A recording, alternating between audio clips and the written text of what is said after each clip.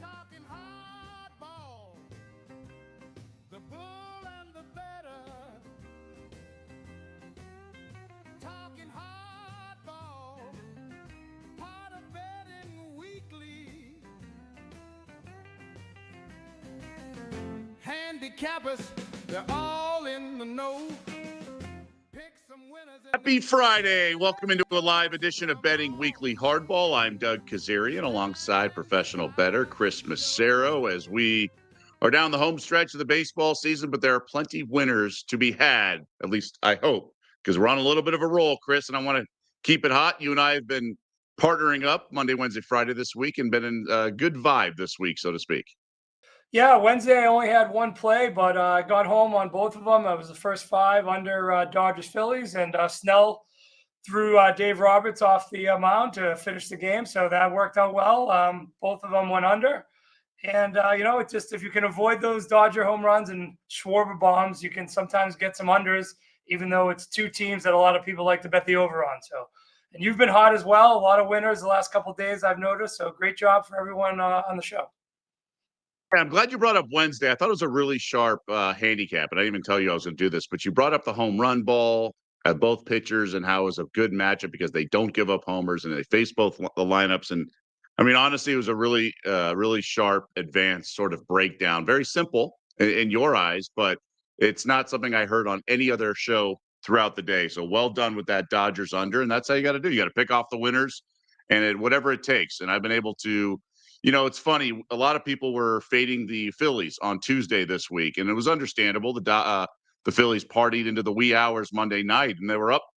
Dodgers were up 4-0 going into the sixth, and then the bullpen caved. And I just wanted to make sure everyone came back fading the Cubs after they partied Wednesday, because really Tuesday's loss on the Dodgers was a good handicap, bad result.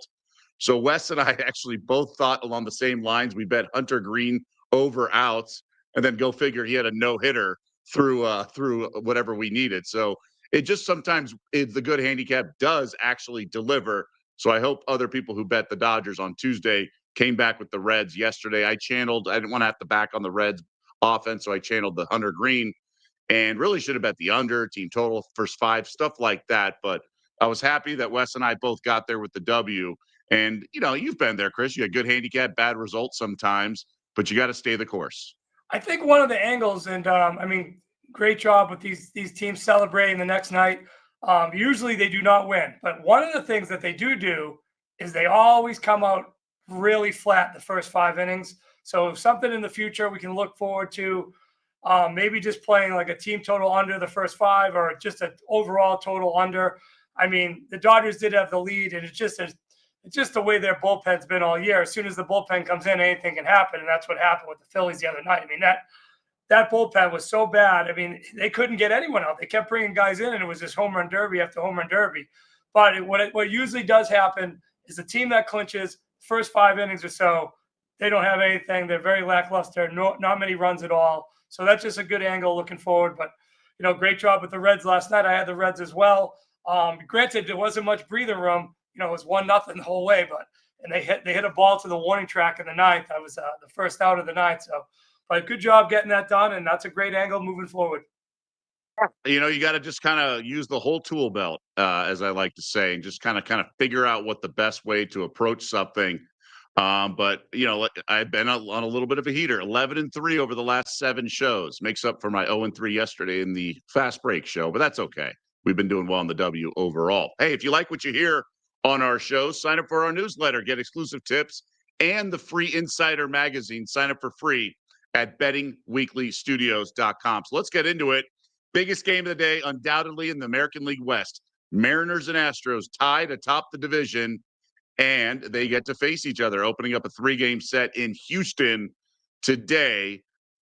Brian Wu against Hunter Brown, really strong pitching matchup. This is what you want. It's really like a playoff series with both guys. Maybe it's game 2. I don't think either would start the series, but Wu's been fantastic. This is basically what you want as a baseball fan. Pretty tight line, all things considered as well. How would you play this? Yeah, I mean, I handicapped this game before I even took a look at the line. And I'm shocked that the Mariners are, I mean, basically it's a pick 'em game, but I'm shocked the Mariners are favored here. This is a team, I get it. They've won 9 out of the last 10, but they played 12 games against teams that are under 500 or basically 500, Kansas City being the last 3 games. You know, Kansas City's 1 under 500 now. So basically 12 games versus teams under 500. The Angels, the Braves, St. Louis Cardinals, and the Royals. So it's not exactly murderer's row. And this Seattle team, 6 games under 500 on the road, and you're running into a hot Houston team off a sweep, three in a row, 46 and 32 at home. And their best pitcher at home has been Brown all year, 2.25 at home. In his last 3 outings, he's at a 1.44 ERA. He's only given up 3 earned runs. So this is definitely a play on Houston for me. I just think Houston's just doing what they always do this time of year, getting ready for the playoffs, even though I think they've overachieved based on what they lost in the offseason. But this is definitely a play on Houston for me. I played it at plus 100 earlier in the day. Could still recommend it at minus 107. I don't understand why the Mariners are favored here. I mean, you mentioned the Mariners' hot streak. They, what was it, 10 straight at one point? I guess 10-1 their last 11. But Astros are no slouch. They've won 5 of 6. They've been taking care of business on their end. And Brown's a total stud. I mean, frankly, with Valdez and Framber and all that nonsense, I think Brown's the ace, right? Brown's the ace of Houston. He's the guy I would want to go to battle with on that Stroh staff. Yeah, if you were saying that who's going to start in a game 1, if the game 1's at home, it might be Brown. I mean, the guy has a great ERA at home. And then if you look at what the Astros batters have done to Wu, 22 of 72 at 306 with 4 home runs. So this lineup has hit Wu good. Wu's not that great on the road, 4 and 5, 3.58. His last 3 outings, 17 innings pitched, 10 hits, 7 earned runs, 3.71. You know, not terrible, not great, middle of the pack there. But I just like the way this Astros team's playing this time of the season. Seattle, not a great road team. Give me the Astros at minus 107. Right. Stroh, you're on the board right out of the gates. I love it. Stroh's minus 07. Really awesome matchup. And I know football dominates the weekend, but I encourage everyone to keep an eye on this series. Should be really cool. I love how Seattle went all in at the break, brought in the big bats. It's encouraging because that's what you want out of teams, especially the small market, blah, blah, blah. Really excited. And playoff baseball, much like betting baseball every day, takes years off your life. So should be a good atmosphere, all things considered. And don't forget to chime in on, get involved in the conversation. Diego Sanchez says, yes, thank you for the Hunter Green pick. So yeah, get involved in the conversation. We want, whether like, dislike, whatever recommendations or picks you have, when you want feedback on. That's what the interactive and the collaboration here is for on the show. Hey, it's Bat Flip Friday at Bet Rivers. Opt in and place a $10 wager on any player to hit a home run, and you'll receive a profit boost of up to 100%. See the Bet Rivers app for full details. So really cool offer there. Let's keep it in the American League because no one's hotter right now than the Cleveland Guardians. 7 straight wins. They've now closed the gap in the AL Central with Detroit at 3.5 games. So just swept the Tigers. They have a game remaining, or series remaining, I should say, with Detroit down the road. So that is massive. Not the best pitching matchup with Messick and Lopez here, but Cleveland doing what it takes. Maybe a letdown spot. Twins not exactly raking. They've lost 4 of 5. And understandably, the Guardians need every game. So probably prefer to face the Twins. But Minnesota here favored, Chris. What do you make of this? Yeah, it's another one of those fishy lines of the day. Yeah, you figure the Guardians have been hot as a pistol. They can't lose in September. I do have them most wins in September at 40-1. I have a 1-game lead over Philly, so I'm excited about that. But I'm not going to go against Cleveland just due to the fact they've been this hot, won 7 in a row. But if you look at Messick's last 3 starts, a very, very peculiar line. 15 and 2/3 innings, 24 hits. And that is a ridiculous amount of hits in that many innings. But he's only given up 5 earned runs. So something's going to give here. There's going to be a little regression to the mean. You can't give up this many hits in that few innings and only give up 5 earned runs. I think that the Twins are going to score some runs tonight, and that's just an angle I'm going to play. I'm not going to go against Cleveland because they'll probably score some runs too. Lopez has been pretty solid. His last 16 innings pitched, 14 hits, 4 earned runs, a 2.37. But I'm not gonna step in front of the Cleveland Magic. Whatever they're doing, they're finding ways to win low-scoring games, high-scoring games, comebacks, extra innings. They've been doing it all this month. I feel like Minnesota is the right side just due to the line. The line's telling you something. But I'm not going to root against Cleveland because I want them to win. But I just think Minnesota is going to put some runs on the board based on this peculiar line that Messick's delivered the last three with all those hits and just not that many runs scored. He's got a lot of, they call it cluster luck. I mean, with that many hits, 24 hits, you should be scoring about 12 runs, earned runs. He only has given up 5. So that's something weird. I expect a little regression back. I think the Twins get on the board. I'm playing over 3.5 team total Minnesota Twins. And frankly, both pitchers have been pretty solid of late. You're going team total over. I was looking at the under, to be honest. But, no reason to get involved here. But the over-under is 8. Minnesota doesn't exactly knock the cover of the ball. But you're right. The cluster hitting, I mean, that's what baseball is, right? You need to have the hits back-to-back or in the same inning. And sometimes you don't get that, and it's frustrating. But then again, pitchers know that. 2 outs, nobody on. They're going to give you more of the strike zone to try to get out of the inning clean and make you earn it if you're going to get on base. But that's baseball. It's, West talks about it, BABIP and things like that. It's the luck factor, and that's why baseball can be so aggravating at times. We have a cool mention here, the Crooked Chef. Thinking about going heavy on my Tigers run line tonight. They are beyond due. Plus, Braves suck on the road. What do you all think? Well, let's get into that game. Braves visiting the Tigers. Elder going for Atlanta. Charlie Morton going for the Tigers, the veteran. Elder was rocked in the last game. Has been very good of late, but as our Crooked Chef said, he's been a little shaky on the road. But Tigers not exactly in a groove. They've lost 6 of 7, but change of scenery here with the Braves coming to town instead of the Guardians. What do you make of this matchup here? Oh, an ode to the Crooked Chef. You remember the old Morton's salt guy? It's like, the salt thing when you pour the salt into a boiling water and the thing explodes. Well, that's what Morton's been lately. He's just been a gas can. Last 3, 10 2/3, 12 hits, 11 earned runs, 11 walks, 9.28 ERA. This guy's going to turn 42 in November, and I think the wheels have just about fallen off. And this tie, I mean, I'm rooting for the Tigers too. I've had them for the division at plus money from the beginning of the year in April. I can't believe what's happening. Are they going to really blow this lead? They got 3 more against Cleveland coming up next week, but there's no way I could back Detroit right now with Morton pitching.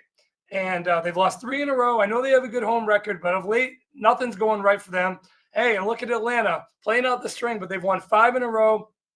Elder wasn't good last time out, but before that, couple of good outings. His last 3, 17 2/3, 19 hits, 7 earned runs, 3.57, even with that bad start the last time out. I mean, Morton's walking everyone. He's given up a lot of hits, a lot of runs. He's not going deep in games. And Atlanta's been hitting a little bit lately. I could not recommend Detroit. I could definitely not recommend the run line. Maybe they win, but just the way they're just free falling right now. They're not hitting. They're not pitching. Even Skubal couldn't get the win. So I'm not betting this game. But I could definitely not recommend Detroit. I mean, the line's telling you something too. It's only minus 118. They're one of the best teams supposedly one of the best teams in baseball. Atlanta's the bottom feeder, but teams going in opposite directions at the moment. And as you mentioned, Atlanta has been finishing the season, running through the tape. They could certainly pack it in, given the expectations. They are, and the Rockies, the 2 worst teams to bet on this season. So they've been a giant disappointment, in relation to expectations. But they've been playing pretty well. Interesting to see how they show up in this game. Like you mentioned, 5 straight wins, but they're coming from a series in the nation's capital, so travel. They did not play yesterday, so they had a little bit of off day. Maybe they partied, even though they're not going to the playoffs. Maybe they have the hangover handicap. We shall see. But I do have a Tigers fan who thinks the sky is falling, a buddy. So we'll see. A lot of baseball left, and not a ton, but enough baseball. And like you said, and we mentioned the Guardians play them next week. Okay, so Crooked Chef, we can't support you on the run line, but that's just our thoughts. You do you. And he laughed. He said, "Okay, so add in the over," just because he thinks we shall see. Yankees and Orioles. Yanks starting to creep up. So we talked about the Guardians closing the gap, 3.5 back of Detroit. Well, Yanks are 3 games back of Toronto, which currently has the best record in the American League. Yanks have won 3 straight, pounded the Orioles in Camden Yards. So Yanks took game 1 of a 4-game set. Will Warren on the bump for the Yanks. Trevor Rogers goes for the O's.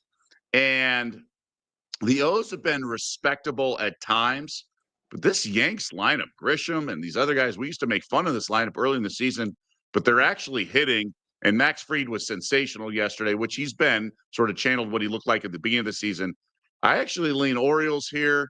I want to get involved, not quite pulling the trigger yet. Yeah, I'm going to jump in. It's something I usually never do, a team that's off a loss versus a team that's off a win. But I just think the fact that Warren has just pitched terrible of late, 16 innings, 17 hits, 10 earned runs, just not a good road ERA, 5.81. And Rogers, this guy, 1.1 ERA at home. He's only given up 8 earned runs since July 21st. I mean, what a just great pitcher for the Orioles this year. Something they needed in the past years, as I mentioned. They needed that ace. They finally have an ace this year when they're not in the race. So I don't usually do this because the Yankees are kind of hot. They've won 3 in a row. They're 3 back in Toronto. Technically 4, though, because Toronto has the tiebreaker. Right. I mean, even if Toronto went 4-5, the Yankees would have to go, 8-1 just to tie them. It's probably not going to happen. Although, who knows? Sometimes gets squeaky bum time if Toronto loses tonight, Yankees win. It's only 2. But Toronto's probably going to hold on to do it. But I really like Rogers tonight, and Warren just hasn't pitched good on the road. Like I mentioned, big high ERA, 5.81. Rogers 1.10 ERA at home. I'm going to play Baltimore. I played it at 116 earlier today, the best I could find. So I think Baltimore pulls out this one. Yankees will probably win the series. But the Yankees do have the big bats, but sometimes they do struggle against the better pitching. So let's give a nod to Rogers tonight. And for what it's worth, it was end of April, so it's been a while, 4.5 months. But the last time Warren was at Camden Yards, gave up 4 earned and could not get through 4 innings. So you mentioned the road ERA. It did not go well the last time he was at Camden. You mentioned the Blue Jays. Well, things kind of stumbled at the end as they faced the Rays. We were on the live show yesterday. We thought they could maybe rally, but they did not. So Rays took care of business yesterday. Toronto now goes to Kansas City behind Max Scherzer facing Lorenzen. And, maybe change of scenery gets it done. Scherzer's not been great. He's came up and, when he came back from injury, he pitched well. And this Royals team is not packed it in either. But Toronto, I don't like betting against them. I think the bats are too lethal. Scherzer could give up some runs, though. I have no play in this game. What about you? Yeah, I played a little over 8.5 minus 125, and I paid a little bit more at 9 plus 100. The thing is here, both of these pitchers, the starting pitchers, and you see this, and we'll discuss it as the games go on today in our little roundup here. There's a lot of trouble in the last 3 starts for these pitchers. Scherzer, only in the last 2 starts, he's only gone a total of 9 1/3, 7 hits, 6 earned, 5.79. You got Lorenzen, last 4 starts, 15 1/3, 21 hits, 12 earned runs, 7.04 ERA. He's just not a great pitcher, home or away. Scherzer's a man of his routine. He just hasn't been that great on the road, 2-3, 4.19. But you mentioned the bats, and a nice warm night, wind blowing out in Kansas City, 80 degrees. Toronto can hit bad pitching. It's tough betting over with the Royals games because sometimes they struggle to score. But I think in a warm night with 2 pitchers that seem to be tiring. I know Scherzer, hasn't pitched the whole season. He shouldn't be tiring, but he hasn't pitched a lot lately. He's not going deep in games. Lorenzen doesn't go deep in games at all. Gives up a lot of hits. I like over in this game. Like I said, I played over 8.5, a little extra juice, and a little bit more over 9 at even money. Question for you, because right now on the Bet Rivers app, over 9 is plus 102. Now we've talked about the key number of 9 in totals. Over 8.5, because you have a sliding scale, you can kind of control your own output. It's minus 127. So it's right there for both, 2 cent kind of off. What would you recommend? Over 8.5 minus 127 or over 9 plus 102? Well, I would definitely recommend the over 8.5 with the extra juice.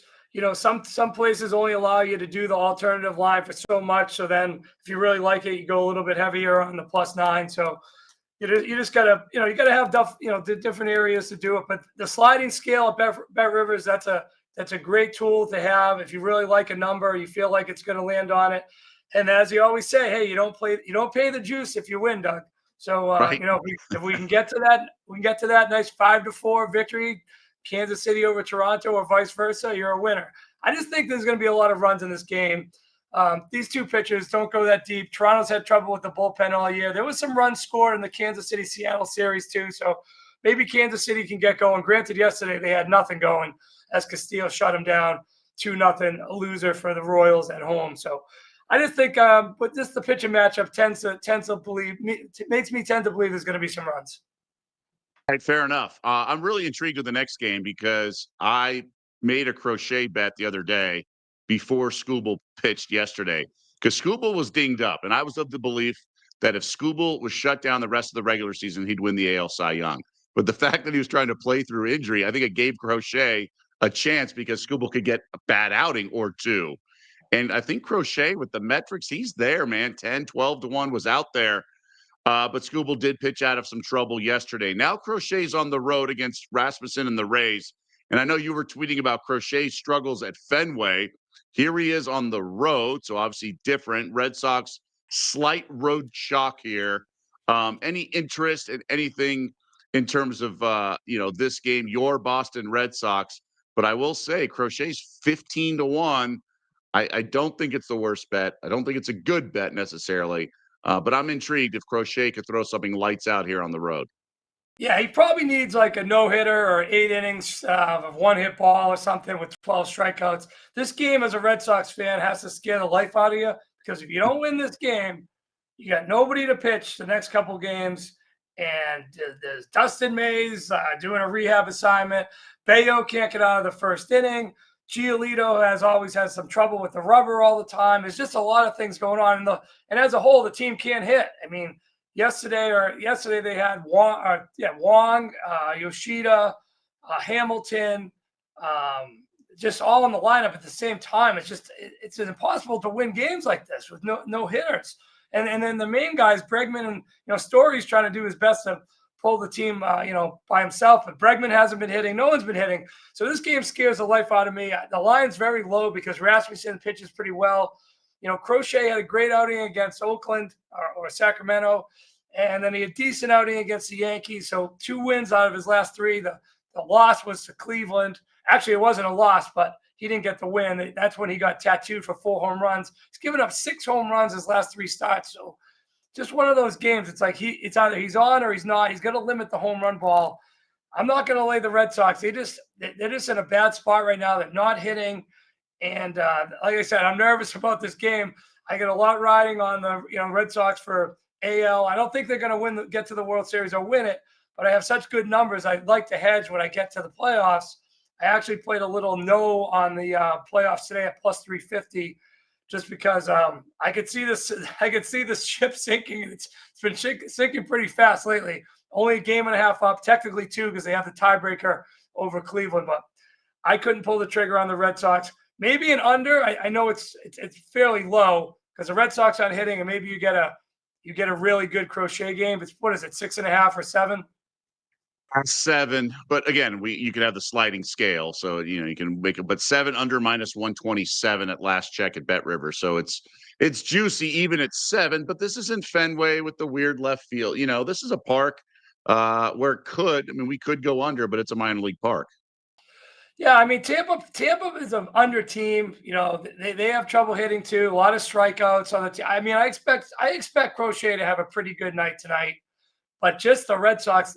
Like we talked about the cluster luck earlier, it seems like the Red Sox have the first guy on every inning. They get another guy on. It's first and third, and they just don't get any clutch hits. And they're just not. They're bunching them together. They're not bunching them together. They're getting 8 or 9 hits a game, but only scoring 1 or 2 runs. So they got to get that fixed if they're going to hold on to this final wild card spot. Interesting. Now, and this from just monitoring the market during the game. I mean, if they have a seamless first inning, this goes straight to 6.5. It's like you think 7's low until you get through the top of the first, and it's like, oh wait, now it's 6.5 juiced over a little bit, and then you get through the bottom of the first, and you're almost at 6. So that the live market really changes and impacts how people look at things, including myself. But it does, you think a number's too tight or too low, and then everything changes with a few outs, or even the first out of the inning. The juice is going to change because we know from math and stuff, the likelihood of scoring if the leadoff guy gets out just changes drastically with the way things are done in baseball. Let's head out west where the Dodgers, I'm not saying they're back, but they have a little bit of cushion because our San Diego Padres couldn't get anything done. Clayton Kershaw, in what figures to be a very emotional game, goes for LA. Dodgers took care of business against the Giants. Late rally with the offense. Yamamoto was outstanding. Robbie Ray on the bump for San Francisco. Now, Kershaw held a press conference yesterday. They announced that he will, in fact, retire after this season. This is his final home start in the regular season. We'll see about the playoffs and where he falls in line and how the Dodgers end up home field advantage or whatever. But Dodgers lead the West by 3 games. Let's isolate the emotion here. Now, Kershaw's been through a bunch, obviously. He's pretty even keel, all things considered. But this is an emotional game. Does that factor in at all to your handicap when we sometimes have to play amateur psychologist when we bet here? I was, to be honest, I was thinking about it. I was like, wow, is he going to be an emotional wreck and he's not going to pitch well?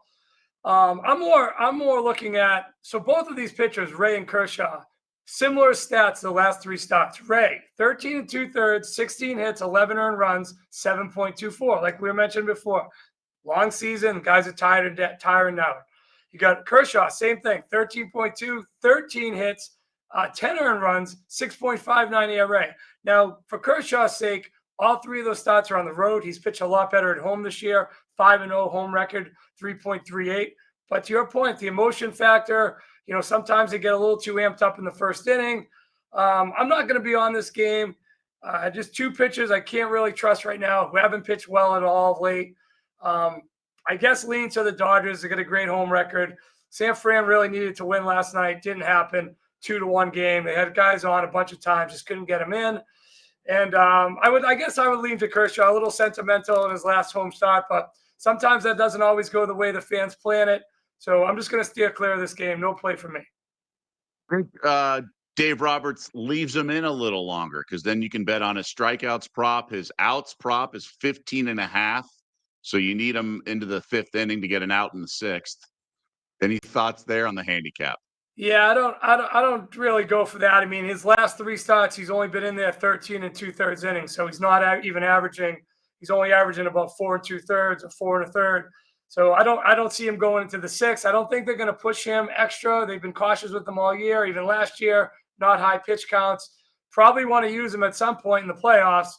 He's had that quandary of a career. He's been the greatest National League pitcher over the last decade plus, but we've all seen what's happened in the playoffs, times against the Cardinals where you could never beat them. They do have the one World Series that was in the bubble thing in Texas, which wasn't really, I kind of don't even count it, 40-game season. So I think they're not going to push him too hard. I wouldn't expect him to go into the 6th inning. What about the fact that he last pitched against the Giants, this lineup? Now, it was in San Francisco, but how do you factor that in? I'm a big fan of the familiarity factor where the hitters get more of an idea of what the pitcher's doing, unless it's like an elite type of pitcher who's able to, set him up the game before for the next game. So at this stage of Kershaw's career, he's more of a, in and out junk baller type of guy. He's not blowing you away with 97-mile-an-hour fastballs anymore. So I would lean towards an over in this game, although it's tough to bet overs in that Dodger Stadium, especially at night. So I don't know. Both these guys just haven't pitched great of late. I would lean over, and I'd probably lean Dodgers, but I just don't have a play on it.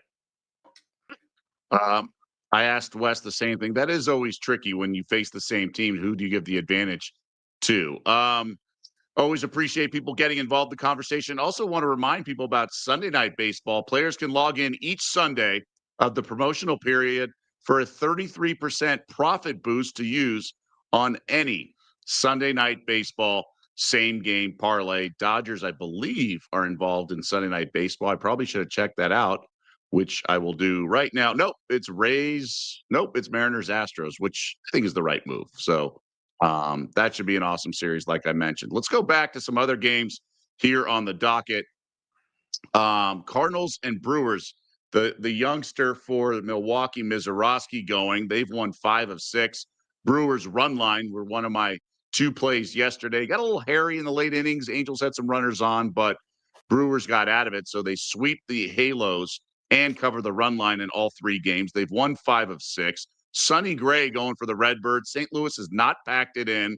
So, Brewers still taking care of business. This team is not going away. And I was watching Tim Kirkjian the other night on Sports Center, and they do this sort of they play baseball the way we grew up on, right? Like not just the swing path and exit velo and home runs. They grind out innings every at bat. They make the pitcher earn it, so to speak. So I like the Brewers, but Mizorowski's been all over the place. I can't trust him. I was big on him when he came up and getting his strikeout props and things, but he's been pretty unreliable, including getting touched up by St. Louis. We just talked about it with the last game with Kershaw. Well, Sonny with Mizorowski, he last pitched on Saturday, nearly a week ago, and that was against St. Louis. Gave up 4 earned in 5 innings. So how can you bet on the Brewers in this situation?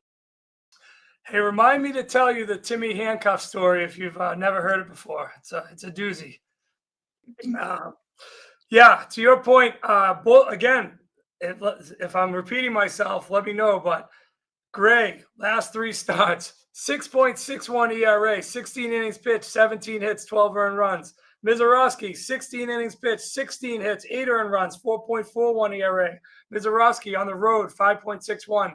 I could not trust the Brewers at this game. Gray seems to win all his home. The Cardinals seem to win the majority of Gray's home starts. So I guess maybe St. Louis, but it's tough to go against Milwaukee. They just keep on winning. Just when you think the Cubs are going to get a little closer, just didn't happen. So I don't have a bet on the game, but I'm not a big. I mean, this Mizorowski, everyone loves him. He has 2 or 3 good innings, but then he just has a blow up inning. He never goes deep in the game. So I don't trust him at all. I don't have a play in the game. I'd be cautious of this game either way. Maybe some runs again because both pitchers of late have not pitched well. Yeah, really tricky handicap, but you're right. The Brewers are just taking care of business all season. It's really tough to bet into them. And by the way, quick sidebar about Kirkjian telling me a story when I first met him at ESPN and the betting stuff. He goes, because he's a good basketball player. He used to play every day. And he goes, oh, it's great. I was playing pickup basketball for a while. And finally, every Tuesday or whatever it was, and he asked some guy what he does, and the guy ended up being a bookie that he was playing, one of the guys he played pickup with. And he goes, oh, I love baseball. Nobody wins. And that's Kirkjian loves talking about that because, his whole thing is you go to the park, you're going to see something you've never seen before. And baseball is just so incredibly unpredictable and things along those lines. And Kirkjian obviously tells it in a special way, but that was his introduction to betting, his pickup game that he was going to for a few months. Finally found out one of the guys was a bookie and laughed that no one can pick winners in baseball. This was many years ago. Of course, we pick winners here on Betting Weekly Hardball. Cubs and Reds. The question is, are the Cubs still hungover with Imanaga on the bump against Lodolo? Now, the Reds got the W yesterday that we covered top of the show. But, the Cubs are going to the playoffs for the first time since 2020. They're fired up. Reds offense, very unreliable. It's one thing with Hunter Green pitching like yesterday, but I can't get involved with Lodolo. But, I kind of want to bet the Cubbies here, but there's nothing too exciting with this matchup. Yeah, I'm steering clear myself. I need 2 more wins. 2 more wins for the Reds over season win total of 78.5. It was touch and go for a while, but we got a little breathing room. 2 wins in a row. 41 and 34 at home. The Reds, I'd like to bet him tonight, but Imanaga is pretty solid. He gives up a lot. He pitches to contact and he strikes a lot of guys out. He doesn't walk anyone. 17 innings his last 3 starts, only 1 walk, 15 strikeouts. So I like the way he works. He's not nibbling. He's he's getting the ball hit. Some guys get hits off him. He's given up 17 hits, 9 earned runs, but at least he works solidly. Doesn't walk guys. Doesn't get himself into too much trouble. Lodolo was, he had that illness. He's been back, 10 innings, 10 hits, 5 earned runs. So he's been kind of middle of the road. I don't really trust him like I trust a couple of the other pitchers on their staff. So just going to root for the Reds to win. Just need 2 more wins, and I'll have a little victory for the season win total. Yeah, yesterday was a double win. You know, you got the you bet on them, and you got them for your season win total. I certainly understand how that goes when you got rooting interest across the board. I'm a little disappointed, Chris. I don't have a play yet. I do have one that I've been eyeing.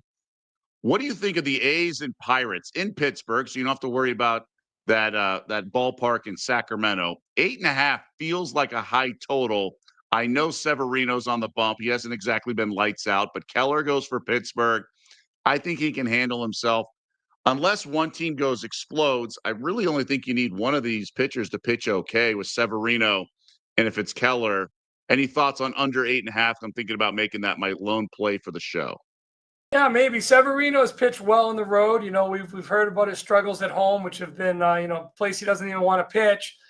I mean, how about the Pirates? I mean, they had a good little home record going for a little bit. They were 42-30. Now they've lost 6 straight at home. They're 1-9 their last 10.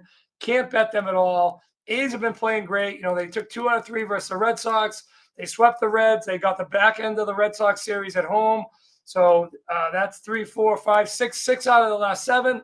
You know, they're playing good baseball. They got a lot of young hitters. Jacob Wilson is a great player, not only a great hitter, a great fielder. You know, they got Kurtz. They got a lot of young players that, you know, hopefully they keep this team together by the time they come to Vegas. They got a lot of good parts on the team. So it would be A's or pass. You're going to try to go under. I could see it. The Pirates just struggle. They don't hit. And Keller's been pretty solid all year round. I mean, he doesn't get any run support, so even better for your under. Yeah, Philly's going to Arizona. That game caught my eye behind Walker. They're short dogs, actually, plus a little bit of candy there. That game caught my eye. Always look at the Rockies game because they're terrible. They got smoked again. Now they got the Angels coming to town. Nobody worth writing home about going staff for Colorado. But yeah, I'll make that my only official play. Athletics and Pirates under 8.5 minus 105. Just need the Pittsburgh Pirates to take care of business and do what they've always been doing, not hitting and getting a decent pitching at times behind a guy like Keller. So I'll make that my lone play for the show. Yeah, remember the beginning of the season, we were talking about under 2.5 runs for Pittsburgh or under 3.5 runs. They had a little breakout for a couple months, but they're right back to where they started. They're not scoring. And, and if you mentioned the Rockies game, you got Rockies and Angels. Their combined record the last 20 games is 3-17. So just out of principle, I'm not going to be betting that game. The Angels have lost 7 in a row. The Rockies have lost 5 in a row. The Rockies still have to win another game to beat the all-time futility record, I believe. They only have 23. What do they have? 40 wins total or 38? 41 and 112. Oh, they have 41 wins. Okay. They have 18 road wins. I thought they had 17. So still, I mean, this is just an abysmal season. I mean, the Angels have been playing just as bad as anyone in the second half. I mean, they were basically 500 at the All-Star break. You know, they're well under 500 now. So you can't bet that game, Doug. I'm not allowing you to be involved in that game. Here's another game that piqued my attention, and you would think you would just lay it all in on the Mets. You know, such a great home record versus the Nationals. But this Alvarez for the Nationals has been pretty solid. 3 starts, only a 1.15 ERA. I don't know what to make of that game. The Mets is kind of like got to have it type of game. I mean, they're still only 2 up on the Reds. This is in football. Pressing in baseball sometimes does more harm than good, and the price is over $2. So I'm a little apprehensive. Whereas the Angels are only $1.24. I mean, when's the last time the Rockies were short underdogs like that? Well, there's 2 pitchers I've never heard of going for the Angels and the Rockies. So I'm just, you know what? I'm going to make sure I don't even watch. I don't even want to see highlights. I don't even want to see a score of this game. Fair enough. So, yeah, I'm just going to go with that under, but that'll do it for this edition. We are back here all next week. Betting Weekly Fast Break. We'll only have a couple shows as the playoffs wind down in the W, of course, before the NBA gets going. But, Chris, good breakdown as always. We appreciate the insight. I know our audience does as well. Shane says, listen to Chris, don't do it, Doug. Yeah, I agree. I'll heed that very sage advice by Chris Macero. So for Chris and everyone behind the scenes that does such an awesome job making everything look so good with the research, the producing, the directing, you name it, I'm Doug Kezirian. Have a great weekend. Best of luck with your wagers, and we'll see you back here on Monday.